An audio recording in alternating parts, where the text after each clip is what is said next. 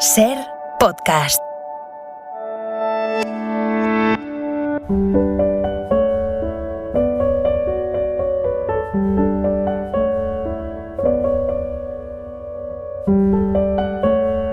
Un libro, una hora. Dirigido por Antonio Martínez Asensio. Bienvenidos al podcast de Un libro, una hora. En este episodio os vamos a contar La línea de sombra de Joseph Conrad. Joseph Conrad nació en Berdichev, en la actual Ucrania, que entonces era Imperio Ruso, en 1857, en el seno de una familia de la nobleza rural polaca. Pasó su niñez en Siberia y en Ucrania, donde su padre había sido deportado. A los 17 años se trasladó a Marsella y 8 años después obtuvo la ciudadanía británica, se hizo oficial de la Marina Mercante y recorrió los mares bajo pabellón británico. Retirado en 1896, se estableció en Inglaterra, se casó y se dedicó por completo a la literatura. Es el autor de, entre otras, Lord Jim y El corazón de las tinieblas, que ya les hemos contado en Un libro, una hora. Murió en 1924, con lo que en 2024 celebramos el centenario de su muerte.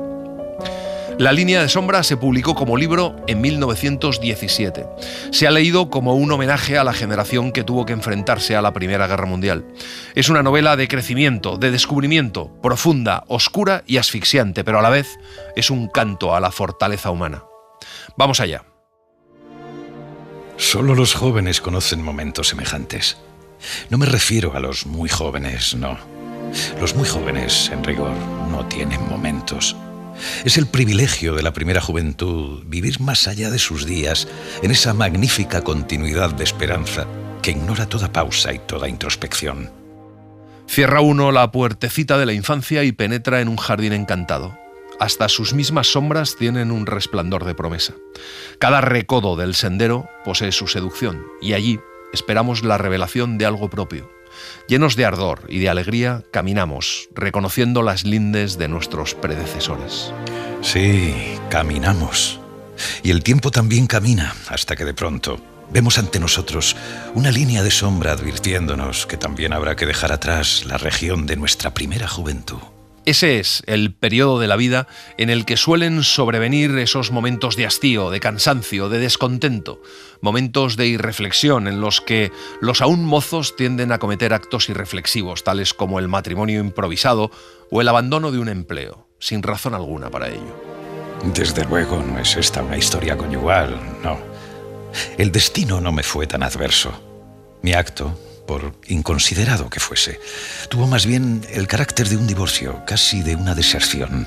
Sin la menor razón que poder aducir sensatamente, tiré mi empleo por la borda. Abandoné el barco donde venía prestando mis servicios. Abandona su barco en un puerto de Oriente. Era un barco de vapor oriental que traficaba entre islas sombrías por un mar azul sembrado de arrecifes.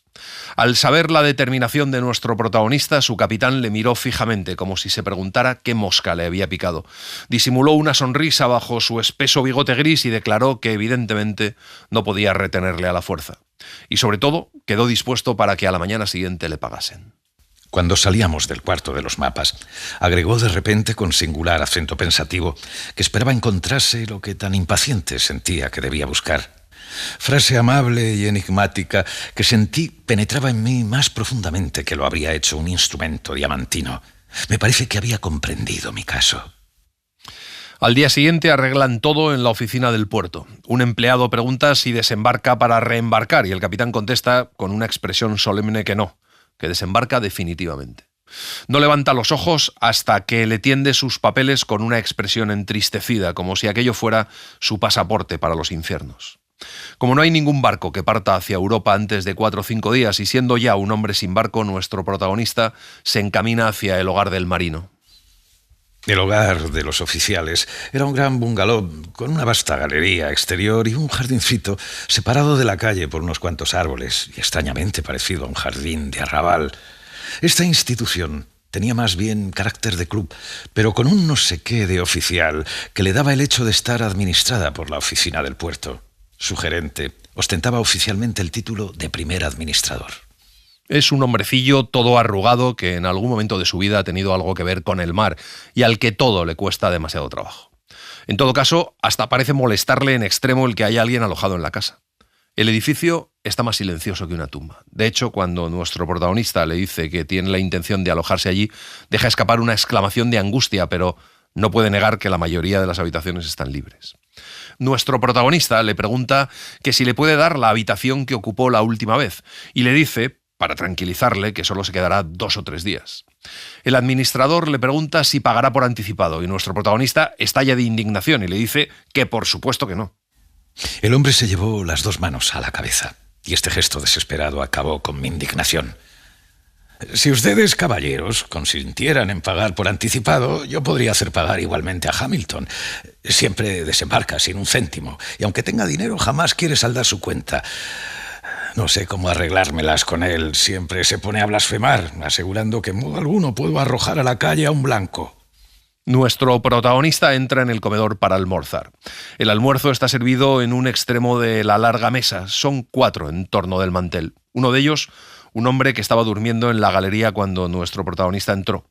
Ahora tiene los ojos medio abiertos, pero parece no ver. El capitán Gill ocupa el extremo de la mesa. El dignísimo personaje que se sienta a su lado, un rostro adornado con cortas patillas y mentón cuidadosamente rasurado, es el tal Hamilton.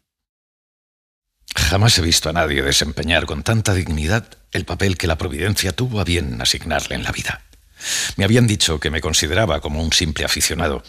Al ruido que hice al apartar mi silla, levantó no solo los ojos, sino también las cejas. Nuestro protagonista y el capitán Giles cambian algunas palabras de cortesía. El capitán Giles es un hombre gordo, pálido, con una frente calva semejante a un gran domo reluciente. Se le podría tomar por cualquier cosa menos por un marino. Tiene el aspecto de un hombre del que pueden esperarse prudentes consejos y sentimientos morales. A pesar de ser muy conocido y apreciado en el mundo marítimo, no tiene empleo fijo, ni lo desea. Es como un perito en navegación complicada. Se le supone conocedor como nadie de los lugares del archipiélago más lejanos y peor señalados en los mapas. Siempre está dispuesto a relevar a un capitán que desee pasar algún tiempo en tierra. Eso sí, a los ojos de Hamilton tampoco es más que un aficionado. No traté de entablar conversación con el capitán Giles, al que no había visto más de 2 veces en mi vida. Pero naturalmente, él sabía quién era yo. Al cabo de un momento, inclinando hacia mí su voluminosa y reluciente cabeza, me dirigió la palabra con el tono amable que le era habitual. Me dijo que, viéndome allí, era de presumir que pasaba algunos días de licencia en tierra. No, he dejado el barco definitivamente. Hamilton entonces deja su cuchillo y su tenedor y, quejándose a media voz del calor, abandona la estancia y se le oye salir del edificio. El capitán Giles le dice tranquilamente que sin duda Hamilton ha ido a procurar conseguir el antiguo empleo de nuestro protagonista, que contesta que Hamilton no conseguirá su puesto porque su sucesor ya está a bordo.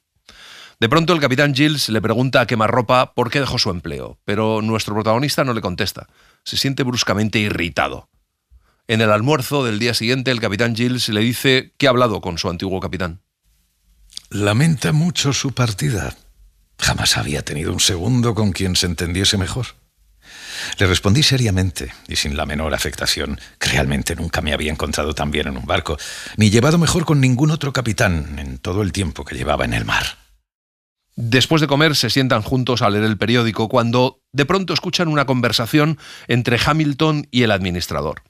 El administrador parece meterle prisa a Hamilton para que haga algo y Hamilton contesta que no va a aceptar un empleo cualquiera, que no hay por qué apresurarse. Y refiriéndose a nuestro protagonista, Hamilton dice que no se compite con un aficionado semejante. Cuando esa conversación se termina, el capitán Giles le pregunta a nuestro protagonista si ya ha tomado su pasaje. Nuestro protagonista dice que no, y el capitán Giles le contesta que en ese caso le parece conveniente que sepa que allí está sucediendo algo raro seguro. La agitación del capitán Giles le produce más compasión que curiosidad. El capitán Giles, con una expresión de profunda sagacidad, comenzó a hablarme, con toda suerte de detalles, de una ordenanza de la oficina del puerto. Pero qué interés podía tener aquello para mí. Aquella mañana habían visto pasar por la galería a una ordenanza que llevaba en la mano una carta, un sobre oficial. La carta estaba dirigida al primer administrador. Al capitán Giles le parece muy raro y a nuestro protagonista todo le deja perplejo. Pero el capitán Giles sigue contándole que apenas el administrador leyó la carta, se precipitó sobre su sombrero y se lanzó fuera de la casa para volver al cabo de un instante y comenzar a correr a través del comedor gimiendo y golpeándose la frente. El capitán Giles dice que a él no se le escapa nada y que reflexiona mucho, que su experiencia de la vida y de los hombres lo conduce en general a una apreciación exacta de las cosas. Nuestro protagonista no entiende nada, pero el capitán Giles le contempla muy sorprendido y le dice que debería ir a preguntar al administrador lo que contenía esa carta de la oficina del puerto. Abandoné la galería después de dirigirle una sonrisa totalmente desprovista de alegría. En unos cuantos pasos llegué al comedor. De repente, con gran sorpresa mía, se abrió ante mí, al otro extremo del comedor, la puerta en que se hallaba inscrito el nombre de administrador. Y el individuo en persona se precipitó fuera de su horrible madriguera y se dirigió hacia la puerta del jardín con su aire absurdo de bestia acorralada. Todavía hoy no sé lo que me obligó a gritarle: «Oiga, espérese un momento». Tal vez fue la mirada de través que me dirigió, o bien el hallarme todavía bajo la influencia de la misteriosa gravedad del capitán Giles. El administrador se hace el sordo y nuestro protagonista, sin reflexionar, se lanza a lo largo de la mesa y le corta la retirada en la misma puerta. Le pregunta directamente por la carta y por su contenido y el administrador empieza a gemir. Luego se excusa diciéndole que no ha podido encontrarle en ninguna parte aquella mañana y que además él le ha dejado bien claro que se va a Europa. Y cuando nuestro protagonista pierde los estribos, el administrador comienza a gritar y confiesa que aquella carta contiene un aviso pidiendo un capitán para un navío. El administrador ha querido dársela a Hamilton para quitárselo de encima. El capitán Giles aparece corriendo para decirle a nuestro protagonista que si se da prisa, aún llegará a tiempo a la oficina del puerto. Murmuré que no pensaba, que aquello no me concernía en nada. En nada, repitió el capitán Giles, dando muestras de una indignación tranquila y resuelta. Ya Kent me había dicho que era usted un muchacho singular. Y ahora me dice usted que no le interesa la capitanía de un barco. Eso, después de todo el trabajo que me he tomado. Nuestro protagonista se siente mentalmente desazonado, pero en cuanto comprende que en aquel viejo y estéril universo existe algo así como un mando que tomar, recobra sus facultades locomotivas y sale corriendo hacia la oficina del puerto con aquella mágica palabra de mando en la cabeza. Pregunta por el jefe del puerto y le dicen que el capitán Ellis ya ha preguntado 2 veces por él. El capitán Ellis le recibe y le dice que lleva toda la mañana esperándole, que él es el hombre perfecto para el puesto que le quiere ofrecer. Ha muerto en Bangkok el capitán de un barco inglés y el cónsul general le ha pedido que envíe un hombre competente para encargarle el mando. Y sin más preámbulos, le entrega el nombramiento preguntándole cuándo podría tomar posesión. Le respondí que si era necesario, partiría aquel mismo día. Al punto me cogió la palabra. Aquella misma noche, a eso de las 7, zarparía para Bangkok el vapor Melita. Oficialmente requeriría al capitán de aquel barco para que me llevase a bordo y me esperase hasta las 10 de la noche. Señala Joseph Conrad en la nota del autor de La línea de sombra. La primera intención de esta obra era el presentar ciertos hechos referentes a ese instante, en que la juventud despreocupada y ardida alcanza la época consciente y conmovedora de la madurez. Huelga decir que en presencia de la prueba suprema de toda una generación, he tenido la conciencia cabal del carácter restringido e insignificante de mi humilde experiencia. No se trata aquí de paralelismo alguno, ni jamás se me ha venido esta idea a las mientes, pero sí experimentaba el sentimiento de algo semejante, aunque con una enorme diferencia de proporciones entre lo que puede ser una simple gota de agua comparada a la amarga y tumultuosa inmensidad de un océano. Nuestro protagonista se ha convertido en capitán. El jefe del puerto ordena que tengan encendida la chalupa para conducirle a bordo del Melita a las 9:30 de la noche. Cuando llega al hogar del marino, ve al capitán Giles y le tiende la mano calurosamente. Pero lo que el nuevo capitán necesita es estar a solas un momento. Se va a su alcoba, se sienta sobre el lecho y se abandona a las influencias del momento. Le sorprende de sí mismo no estar más sorprendido. Un mando es una idea abstracta y solo me pareció una maravilla de segundo orden, hasta que hube entrevisto, como en un relámpago, que implicaba la existencia concreta de un barco. Un barco. Mi barco. Aquel barco me pertenecía. La posesión y custodia de él me pertenecía más absolutamente que ninguna otra cosa en el mundo. Él iba a ser el objeto de mi responsabilidad y devoción.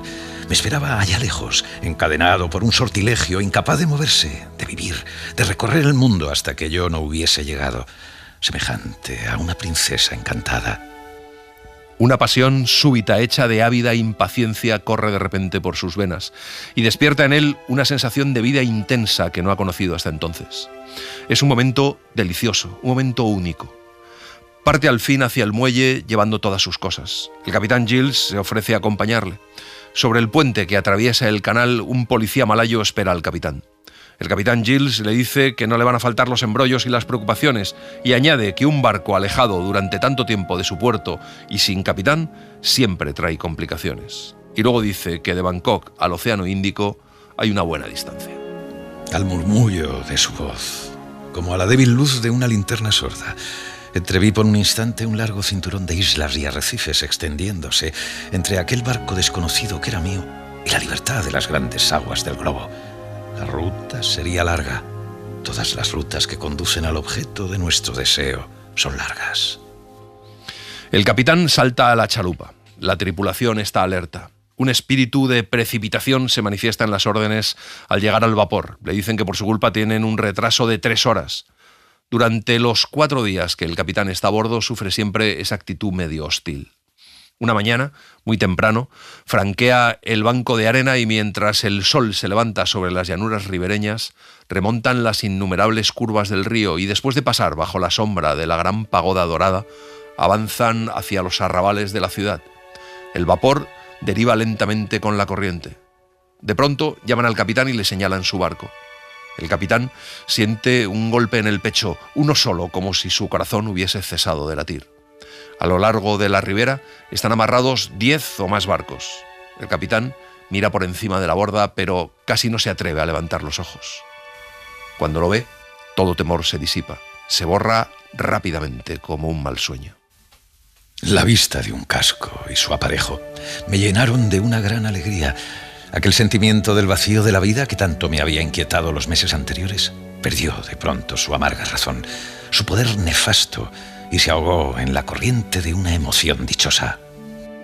A la primera ojeada ve que es un barco de primera clase, una criatura armoniosa por las líneas de su esbelto cuerpo y la altura bien proporcionada de sus mástiles.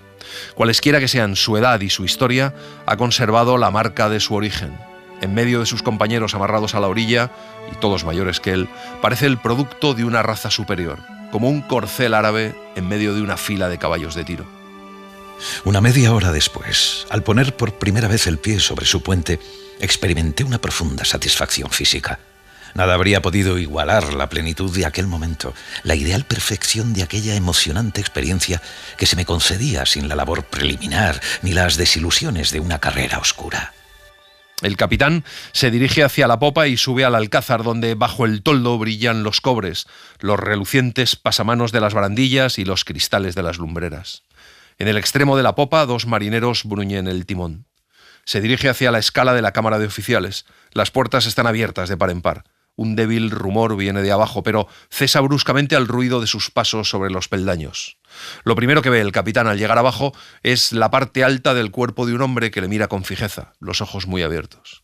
El capitán le dice tranquilamente quién es y el hombre abre con precipitación la puerta de la cámara y se pone una chaqueta. El capitán pregunta dónde está el segundo y el hombre le contesta que en la cala. Me senté en el sillón colocado a la cabecera de la mesa, el sillón del capitán. Un pequeño compás suspendido sobre él recordaba mudamente el deber de una vigilancia incesante. Una porción de hombres se había sentado sucesivamente en aquel sillón. De repente piensa que es como si una especie de alma compuesta, el alma del mando, viniese de pronto en un murmullo a hablarle de largas jornadas en el mar y de momentos de angustia. Tú también, parecía decir, tú también gustarás esta paz y esta inquietud en una penetrante intimidad contigo mismo, tan oscuro como lo fuimos nosotros y tan soberano en presencia de todos los vientos y todos los mares, en el seno de una inmensidad que no admite huella alguna, que no guarda ningún recuerdo, ni lleva cuenta alguna de las vidas humanas. De repente, el capitán se da cuenta de que hay alguien más en la cámara, alguien de pie en un rincón que le mira atentamente. Es el segundo. Su largo bigote rojo determina el carácter de su fisonomía, combativa y de bastante mal agüero.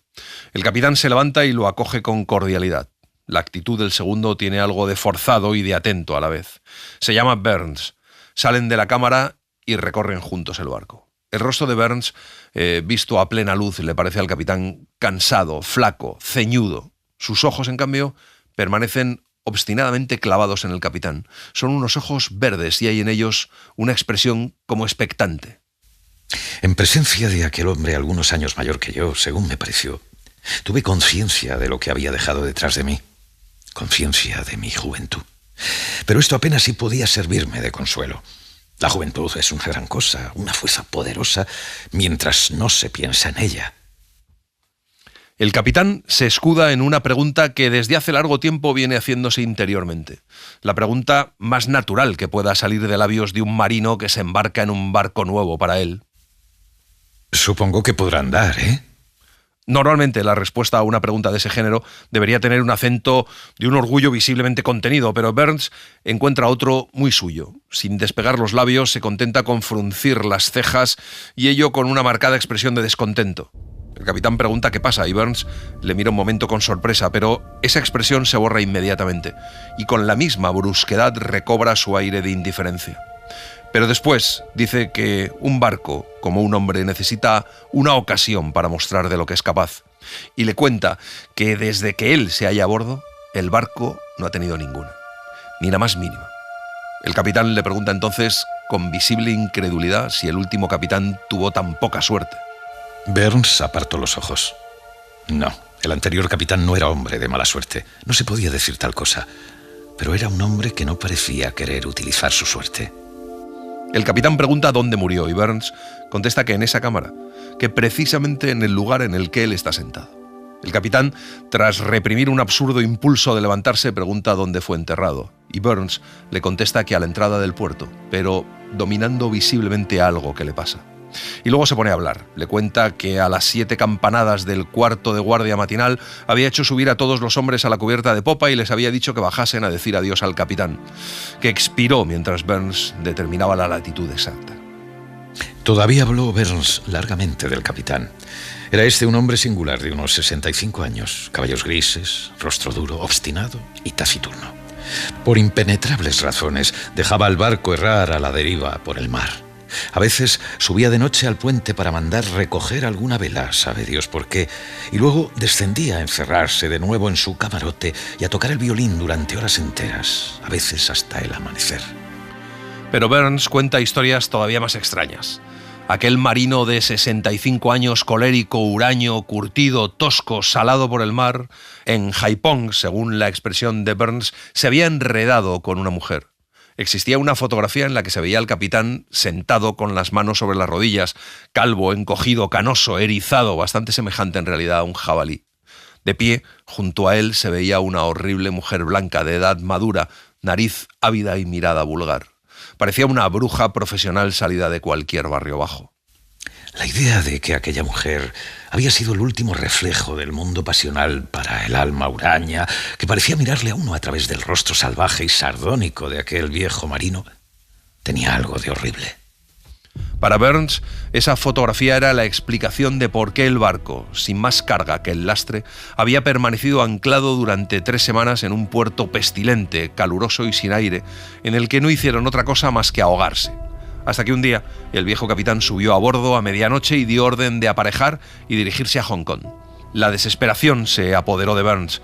Subir hacia Hong Kong luchando contra un violento monzón en un barco insuficientemente lastrado y con una provisión de agua incompleta era un proyecto insensato. Pero el capitán ordenó mantener el barco en esa ruta. Perdieron velas, cansaron la arboladura, abrumaron de fatiga a la tripulación mientras el capitán, encerrado en su camarote, tocaba el violín. Una tarde, absolutamente desesperado, Burns irrumpió allí y le dijo al capitán, que estaba muy enfermo, que los depósitos de agua estaban casi vacíos y que en 15 días apenas se habían adelantado 50 millas, que el barco no llegaría nunca a Hong Kong y que iba a virar el barco hasta ponerlo a favor del viento. El viejo capitán le había lanzado una mirada de salvaje despecho y con voz lenta y moribunda había pronunciado estas atroces palabras. Ojalá que ni el barco ni ninguno de vosotros llegase nunca a ningún puerto, y así espero que sea. Burns le dice a su nuevo capitán que si no tuviese en casa una mujer y un niño, en el mismo momento en el que él se subió a bordo, le habría pedido que le dejase partir. Pero el nuevo capitán le contesta que él no le habría dejado partir, que cuenta con que hasta que lleguen al puerto de descarga hará su servicio y le prestará el beneficio de su experiencia. Cuando todavía actuaba Burns de capitán, se había apresurado a firmar un contrato de flete que, en un mundo ideal y desprovisto de malicia, habría sido un excelente documento. Pero el capitán se ha dado cuenta de que les ocasionará disgustos, a menos que la parte contraria sea excepcionalmente honrada y accesible a la discusión.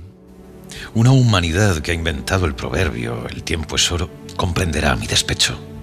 La palabra demora penetró en un rincón secreto de mi cerebro y resonó allí como una campana agitada que enloquece el oído, afectando todos mis sentidos, tomando un color sombrío, un gusto amargo, un sentido funesto. Explica Joseph Conrad.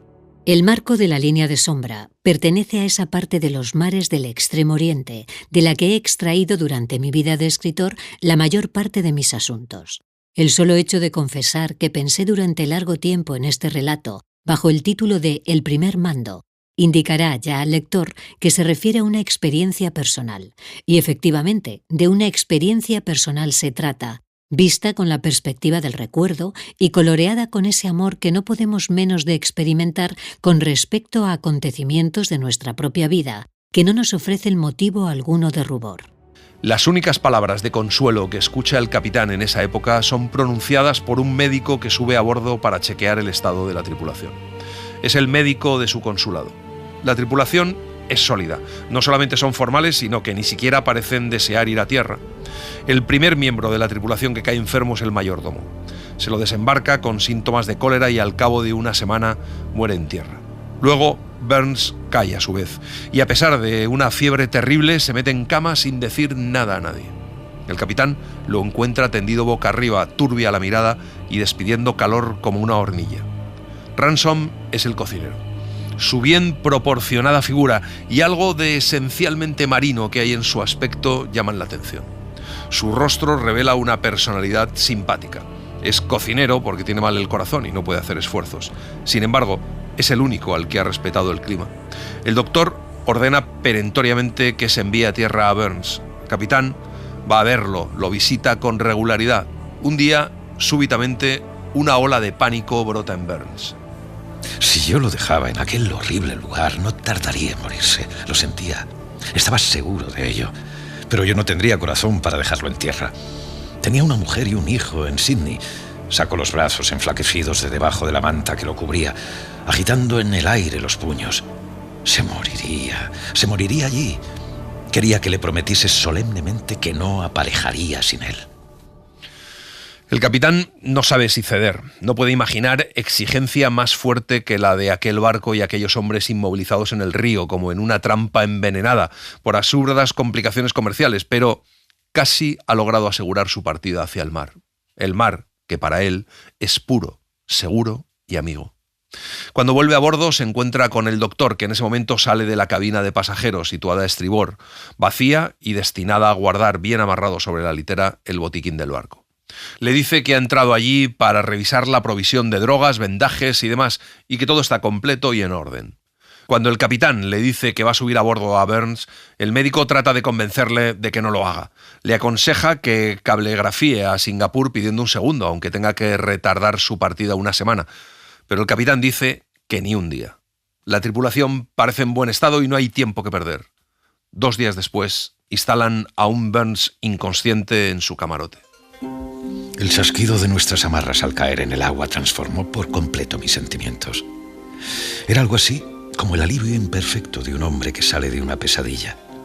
Pero cuando la proa del barco enfiló el río y comenzó a descender la corriente, alejándose de aquella ciudad oriental y miserable, no experimenté el alivio que esperaba de aquel momento tan deseado. Lo que indudablemente sentí fue una relajación de la tensión precedente que se tradujo en una sensación de extremada laxitud después de un combate sin gloria. A eso del mediodía, anclan a 1 milla más allá del banco de arena. El capitán sorprende en sus hombres cierto desmayo, indudablemente debido a las 6 semanas pasadas en el calor asfixiante del río. Piensa que la primera brisa barrerá todo aquello.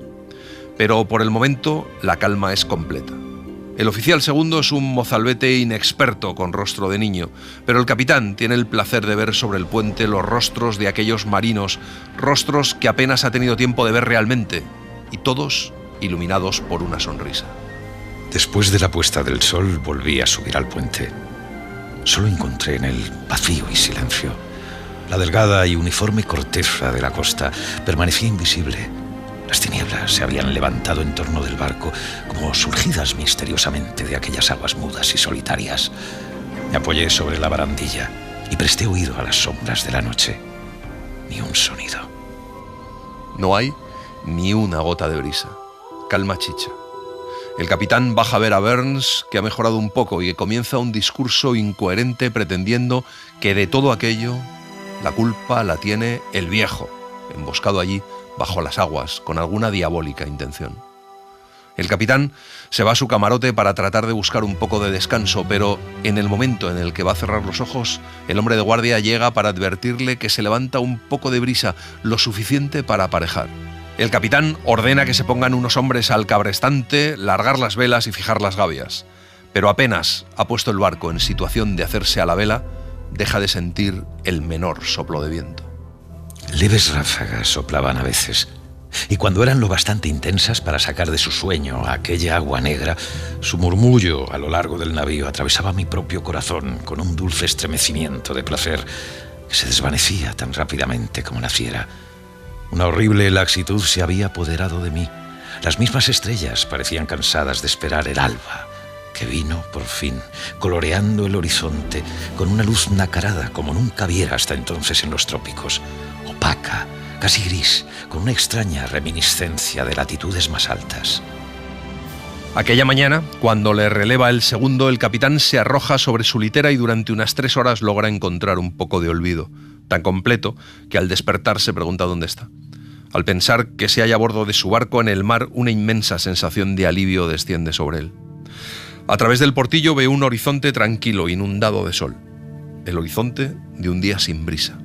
Pero cualquier alegría se borra cuando Ransom le dice que teme que no hayan dejado atrás la enfermedad. 2 de los hombres han sufrido durante la noche un violento acceso de fiebre. Tienen quinina para combatir la fiebre, así que el capitán entra en el camarote de reserva, en el que se hallan los medicamentos para preparar 2 dosis. Lo abre con la confianza de un hombre que abriese un milagroso relicario. Está encerrada en 5 frascos, redondos todos y del mismo tamaño.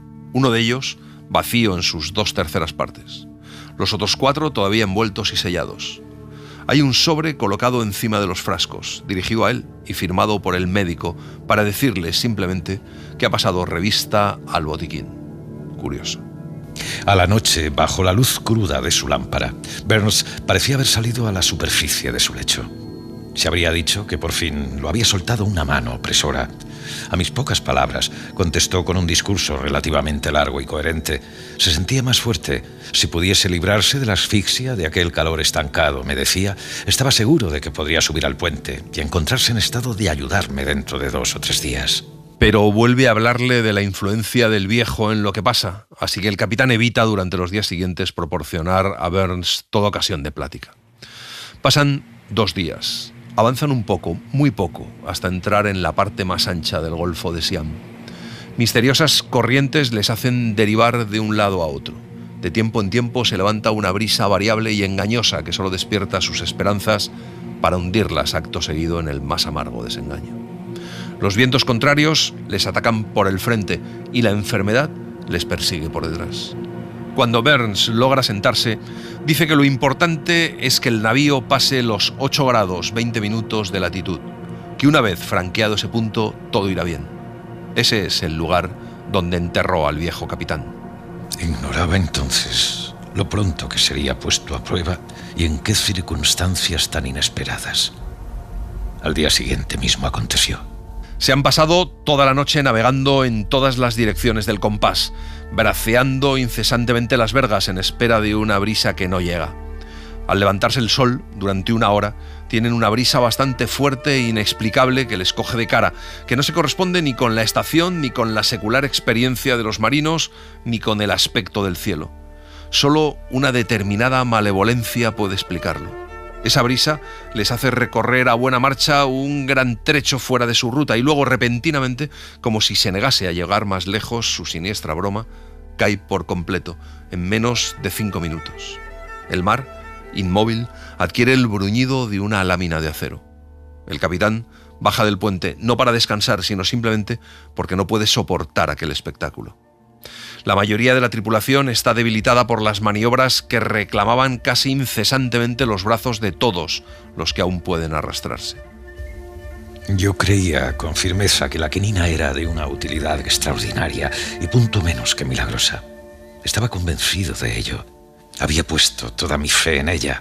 Su virtud medicinal salvaría a los hombres, salvaría el barco, rompería el sortilegio, desafiaría el tiempo, haría del estado del mar una preocupación pasajera y, operando como un polvo mágico contra el misterioso maleficio, aseguraría el primer viaje de mi primer mando contra el diabólico poder de los vientos y la epidemia.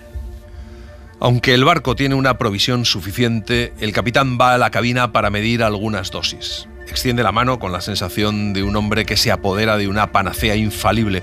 Coge un nuevo frasco, quita el papel que lo cubre y se da cuenta de que no está precintado ni arriba ni abajo.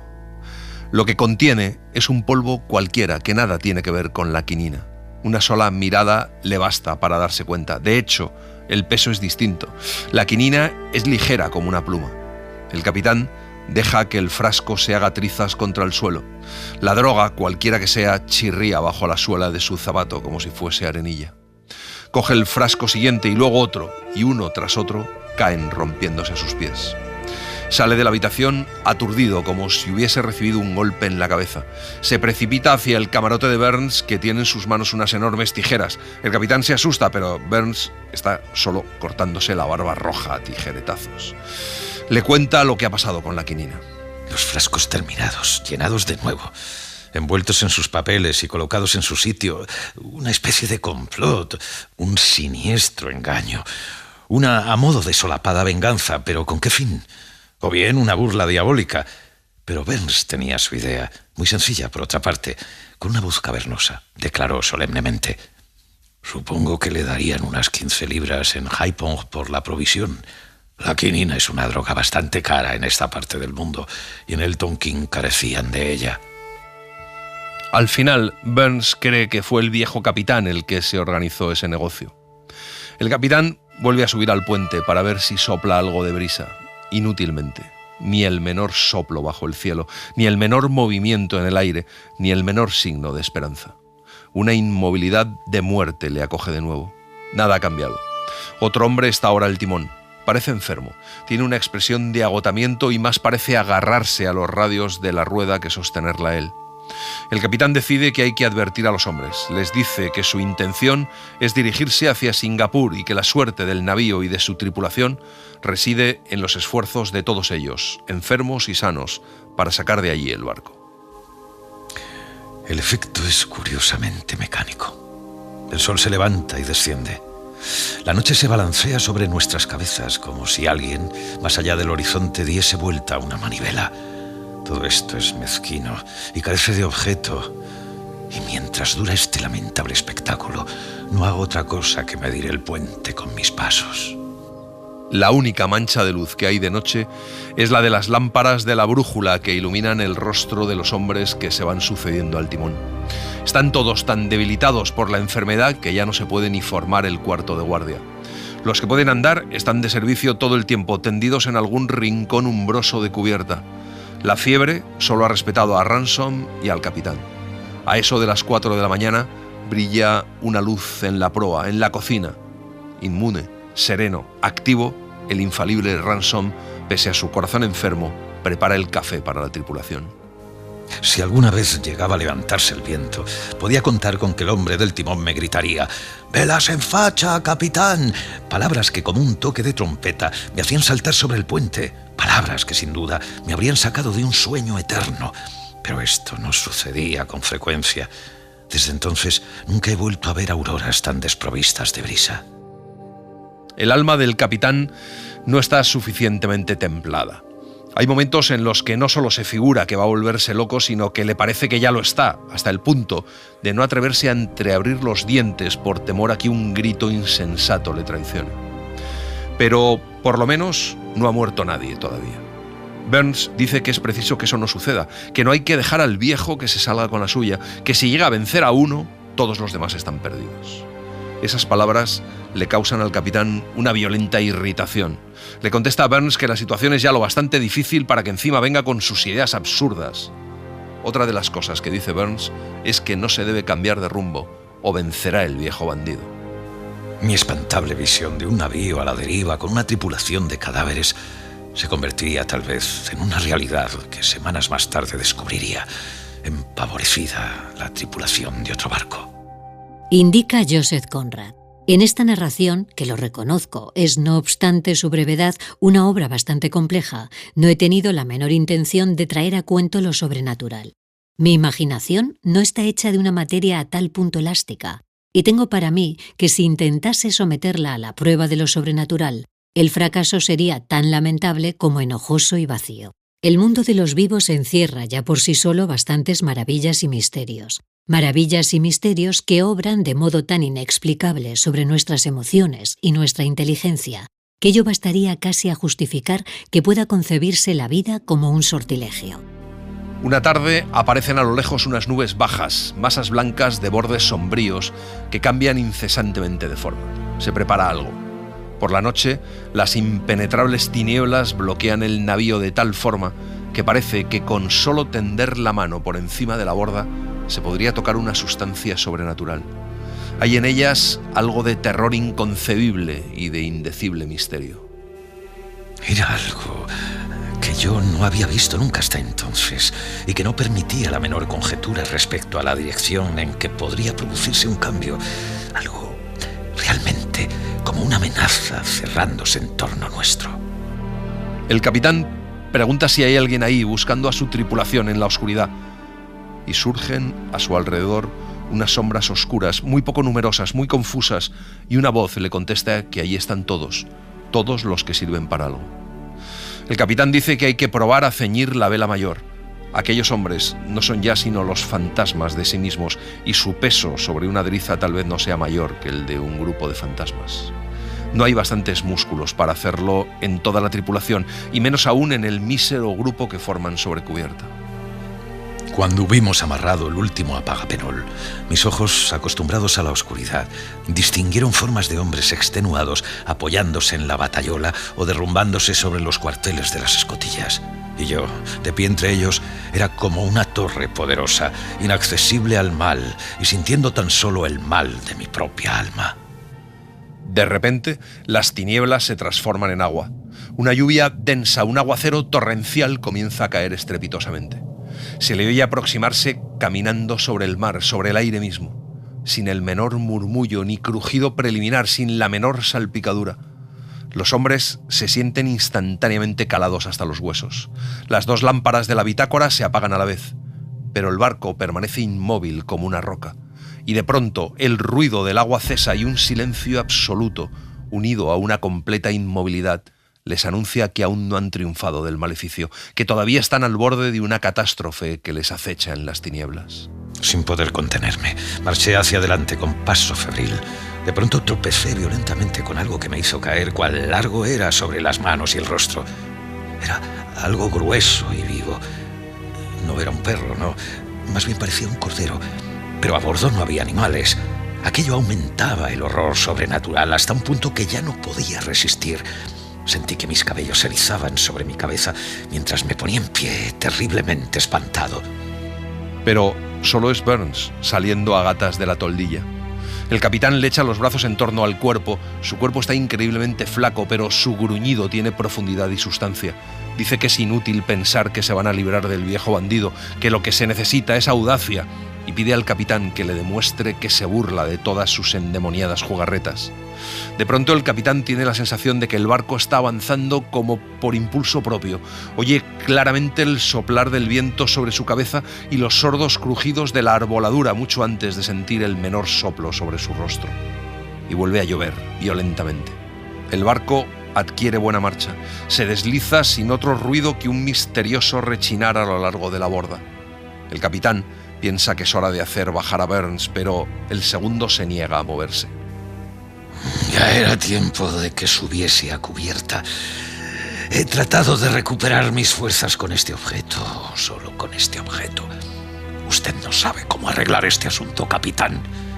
¿A qué todo ese hablar en voz baja y este andar de puntillas?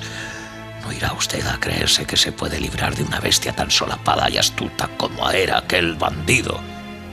La brisa cesa tan repentinamente que las velas húmedas, a causa de la misma velocidad del barco, golpean pesadamente el mástil. Nuevamente parecen ser víctimas de los maleficios de aquella inmovilidad mortal, como si no pudiera haber salvación posible. ¡Ese maldito viejo del diablo!, exclamó Burns con voz aguda y se echó a reír con la risa más estruendosa que me fuera dado oír nunca. Era una risa provocativa, burlona, con una nota aguda de reto, una risa que ponía los pelos de punta. Al oírla, retrocedí estupefacto. Pero la risa burlona de Burns cesa bruscamente. Volviéndose hacia la tripulación, les ordena que se rían, todos juntos, a la vez, y luego se desmaya. Una ráfaga de brisa hincha las grandes velas con una sucesión de ruidos apagados a los que se mezcla la sorda quejumbre de las perchas. La brisa barre el cielo color de hollín y rompe el silencio indolente del mar. La barrera de horrible inmovilidad que nos viniera aprisionando desde hacía tantos días estaba rota al fin. Comprendiéndolo así, me dejé caer sobre el borde de la lumbrera. Una delgada y blanca línea de espuma, tenue, muy tenue, se quebró a lo largo de la borda. La primera desde hacía una eternidad. Una eternidad. Al levantarse el sol, logran, por medio de una cuidadosa maniobra del timón y aprovechando el mar tranquilo, que las vergas de trinquete se escuadren por sí mismas y ya solo tienen que tirar de los cabos. Solo quedan 2 hombres en cubierta de la tripulación. Solo pueden moverse lentamente, deteniéndose con frecuencia para tomar aliento. El capitán se queda solo en la popa, sosteniendo el timón de su barco, que huye bajo el viento, cabeceando de vez en cuando con violencia y hasta dando algún que otro bandazo. Aparece Burns sobre cubierta, arrastrándose con pena hacia la popa, envuelto siempre en su inmenso abrigo. Le pregunta al capitán cómo va a hacer para entrar en el puerto sin tripulación para la maniobra. El capitán no lo sabe. Pues bien, 40 horas después, poco más o menos, entramos, sin embargo, en el puerto. La virtud exorcizadora de la insensata risa de Burns había vencido al maléfico espectro, había roto el diabólico hechizo y apartado la maldición. Ya nos encontrábamos entre las manos de una providencia benévola y enérgica que nos impulsaba hacia adelante. La última noche es oscura, ventosa y estrellada. El capitán lleva el timón. Burns se queda dormido sobre cubierta cerca de la bitácora. Los convalecientes necesitan el sueño. Ransom, reclinado en el mástil de mesana, con una manta sobre las piernas, permanece inmóvil, pero no cierra los ojos un solo instante. En las primeras horas del día disminuye la brisa y poco más tarde cesa por completo. A eso de las 5, sin embargo, vuelve a levantarse con la suficiente energía para poder entrar en rada. Al fin, sueltan casi toda la cadena de las 2 anclas mientras las velas desplegadas cuelgan súbitamente flácidas. Un silencio absoluto reinó en el barco. Y mientras yo permanecía en pie a proa, ligeramente aturdido en medio de aquella súbita calma, llegaron a mis oídos 1 o 2 débiles quejumbres y los murmullos incoherentes de los enfermos reunidos en el castillo de proa. Izan en el palo de mesana una bandera pidiendo asistencia sanitaria y pronto son abordados por 3 chalupas de vapor. En menos de 5 minutos, una de las canoas se dirige a tierra para pedir una chalupa grande y enfermeros para el transporte de la tripulación, llevando a bordo marinos ingleses para arriar las velas. Toda la tripulación, toda, está enferma, algunos muy graves, pero nadie ha muerto. Burns, con su rostro de moribundo inclinado sobre su largo cuello, es un espectáculo bastante sorprendente. El cirujano pregunta si también va él al hospital y el capitán dice sonriendo que no, que el señor Burns no puede ir a tierra sin llevarse consigo el palo mayor. Cuando descendí, a fin de vestirme para ir a tierra, me siguió Ransom. Comenzó por excusarse. También él deseaba ir a tierra y que le arreglase su cuenta. Lo miré sorprendido. Ransom esperaba ansiosamente mi respuesta. «¿Pero es que tiene usted la intención de dejar el barco?», exclamé. A decir verdad, sí, capitán. Quiero quedarme en tierra y vivir tranquilo en cualquier parte, no importa dónde. En el hospital, si es necesario. Y es que Ransom jadea con una expresión huraña. Por un momento se convierte en otro hombre. A través de todos sus méritos y de su afabilidad, el capitán ve la realidad de las cosas. La vida, esta vida ruda y precaria, le parece a Ransom de repente un don precioso y está terriblemente alarmado por su salud. Cuando el capitán vuelve a subir al puente, está ya todo listo para el transporte de la tripulación. Fue horrible. Los vi pasar uno tras otro, y cada uno de ellos parecía encarnar el más amargo reproche, hasta que sentí despertarse en mí un vago sentimiento de rebelión. Me embarqué en la pinaza de vapor para ir a tierra, y al volverme para mirar el barco, vi a Burns en pie junto al cairel de coronamiento, envuelto todavía en su enorme abrigo de lana. La resplandeciente luz del sol subrayaba su aspecto fantástico. Parecía un magnífico y terrible espantajo, colocado en la popa de un barco apestado para ahuyentar de los cadáveres a las aves marinas. La historia del barco ha dado ya la vuelta a la ciudad y todo el mundo se muestra amabilísimo en tierra. Al capitán le sorprende extrañamente los ademanes elásticos, las miradas animadas, la robusta vitalidad de las gentes que encuentra a su paso. Se encuentra con el capitán Giles. Desde muy lejos distingue el brillo de la gruesa cadena de oro que le cruza el pecho. Todo él irradia benevolencia. Entran en el hotel. El capitán relata toda la historia al capitán Giles, desde la posesión del mando y bajo todos sus aspectos profesionales y sentimentales. El capitán Giles escucha, fumando pacientemente. Voy a decirle lo que siento, capitán Giles. Me siento viejo, y debo de estarlo. Todos ustedes, los que se hallan en tierra, me hacen el efecto de una partida de jóvenes calaveras que no han tenido nunca la menor preocupación en el mundo. El capitán Giles no sonríe. Le dice que de nada, bueno ni malo, se debe hacer demasiado caso en esta vida. Que es preciso que un hombre luche contra la mala suerte, contra sus errores y su conciencia. Que pronto aprenderá a no desanimarse. Que un hombre tiene que aprenderlo todo, y eso es lo que tantos jóvenes no comprenden. El capitán dice que ya no es tan joven y que partirá de nuevo pronto, tan pronto como tenga su nueva tripulación a bordo. No descansaré hasta que haya llevado mi barco al Océano Índico, y aún entonces... El capitán Giles dice que a eso se reduce todo. Se despiden con un caluroso apretón de manos.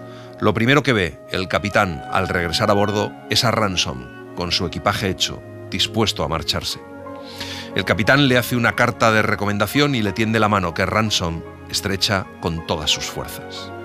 Un momento después, solo ya en la cámara, lo oí subir uno a uno los peldaños de la toldilla, cautamente, con un temor mortal a provocar la ira súbita de nuestra común enemiga, que su destino adverso le obligara a llevar conscientemente en su corazón leal.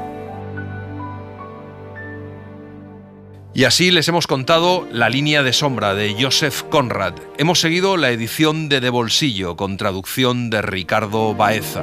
Gracias por estar ahí y gracias por leer. Un libro, una hora, en la cadena SER. Un programa escrito y dirigido por Antonio Martínez Asensio, con la voz de Eugenio Barona y la participación de Olga Hernán Gómez, diseño sonoro de Mariano Revilla, edición y montaje de sonido de Pablo Arévalo, y en las redes Laura Martínez Pérez. Suscríbete a Un libro, una hora.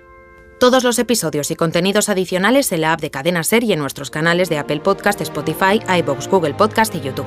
Escúchanos en directo en la SER los domingos a las 5 de la mañana. Cadena SER. La radio.